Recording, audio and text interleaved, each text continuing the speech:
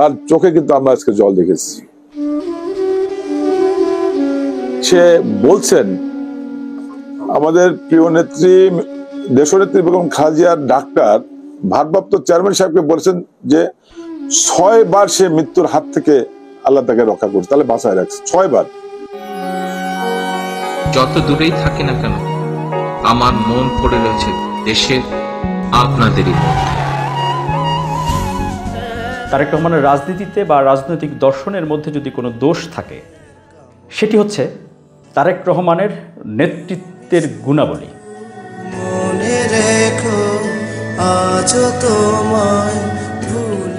যেই নেতা বা যেই মনোনয়ন প্রত্যাশী মনোনয়ন পাওয়ার জন্যে ব্যাকুল হয়ে ব্যাপক আগ্রহ নিয়ে ওই মনোনয়ন বোর্ডের সাক্ষাৎকারে উপস্থিত হয়েছেন, তিনি যখন বের হয়েছেন তারেক রহমানের কথা শুনে, বক্তব্য শুনে, দিক নির্দেশনা শুনে বের হয়ে ওই মনোনয়ন প্রত্যাশী কিন্তু বলছেন আমার মনোনয়ন দরকার নেই, তারেক রহমান সাহেব যাকে মনোনয়ন দেবেন তাকে বিজয়ী করাই হচ্ছে উদ্দেশ্য।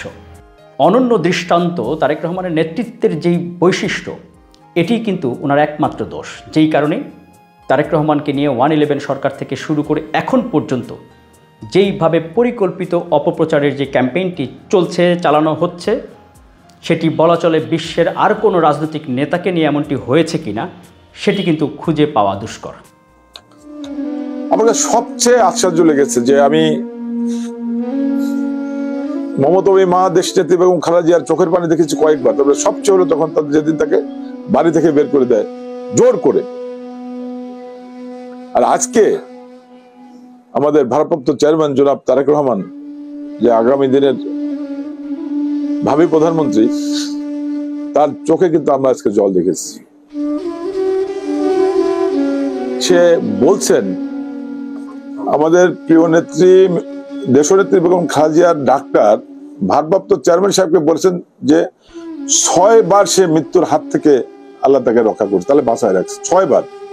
তারপরে কিন্তু সে আপনাদের ছেড়ে সুচিকিৎসা বলেন আর রাজনীতিকে অব্যাহত সে কিন্তু যায়নি। তাহলে দেশের প্রতি সে কতটা দায়িত্বশীল, বিএনপি কত দায়িত্ব। অপরদিকে আপনি দেখছেন যে শেখ হাসিনা নিজের পরিবার আত্মীয় স্বজন নিয়ে শেখ পরিবারের আত্মীয় স্বজনকে আগে পাঠিয়ে দিয়েছে। তারপর সে কিন্তু সমস্ত নেতাকর্মী, আওয়ামী লীগের সমস্ত নেতাকর্মীকে ছেড়ে সে কিন্তু হেলিকপ্টারে চড়ে পার্শ্ববর্তী দেশে চলে গেলেন। দেখে আমাদের ম্যাডাম করেছে। এইটা হলো আমাদের বিএনপি বিউটি, হলো আমাদের বিএনপি ম্যাডামের বিউটি। এটা তারা সবার বিউটি। জনগণ এবং দেশ ছেড়ে কোনদিন যায় না এবং মৃত্যু জেনেও সে যায় না। সেজন্য এই আমরা ত্যাগী, আমরা এটা বলার আসলে আমাদের আমরা বলতেই পারি না। এটা আমরা যতটুকু ভূমিকা রাখার দরকার দুঃসময় আমরা রেখেছি। জিয়া পরিবার হলো বাংলাদেশের সবচেয়ে নির্যাতিত পরিবার। আমি বলি আমি ত্যাগী, আমি নির্যাতিত না, সবচেয়ে ত্যাগী এবং সবচেয়ে নির্যাতিত পরিবার জিয়া পরিবার। তো সেজন্য আমাদের ত্যাগ আছে, আমাদের ইয়ে আছে। এইটা আমি অ্যাডভোকেট আসলাম, এটা আমি সব বলার চেষ্টাও করি না, আমি বলিও না। ওনার যে ত্যাগ আর ওনার পরিবার যে ত্যাগ, যে আমি যখনই 5ই আগস্ট পরে বলছিলাম যে একটা অদৃশ্য শক্তি আমাদের বিরুদ্ধে এখন লেগে আছে, আগামী নির্বাচন হবে না, সেই শক্তিটা কিন্তু এখন দৃশ্যমান হয়েছে না? সে আজকে বললেন, আমাদেরকে মেসেজ দিলেন যে আরেকটা অদৃশ্য শক্তি এই নির্বাচন বালচাল করার চেষ্টা করছে, যে বিএনপি জনগণের ম্যান্ডেট নিয়ে ক্ষমতা না যেতে পারে সেটি নিয়ে কাজ করতেছে। আপনাদের সকাল থাকতে বলছে, আমাদেরকে ঐক্যবদ্ধ থাকতে বলছে।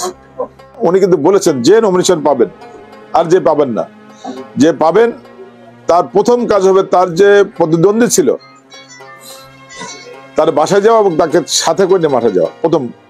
আর যে পাবেন না তার মূল্যায়ন করার দায়িত্ব আমার। কার? ভারপ্রাপ্ত চেয়ারম্যান, তার দায়িত্ব। যে পাবেন না সেও ত্যাগী, সেও যোগ্য ছিল, যেহেতু একদম তাকে মূল্যায়ন করবো আমি নিজে, সে নিজে করবে। এখনো নতুন করে আবারও কিছু গণমাধ্যম, কিছু বিশিষ্ট নাগরিকরা তারেক রহমানের প্রত্যাবর্তন ইস্যুকে কেন্দ্র করে নতুন করে কিছু আজগুবি, তথ্যহীন, সূত্র ছাড়া বয়ান প্রচার করছে এবং পরিকল্পিত যে ক্যাম্পেইনটি চলছে কিছু কিছু গণমাধ্যম এবং ডিজিটাল মিডিয়ার, এটি বাংলাদেশের গণমাধ্যমের আরেকটি কলঙ্কজনক উদাহরণ হয়ে থাকবে।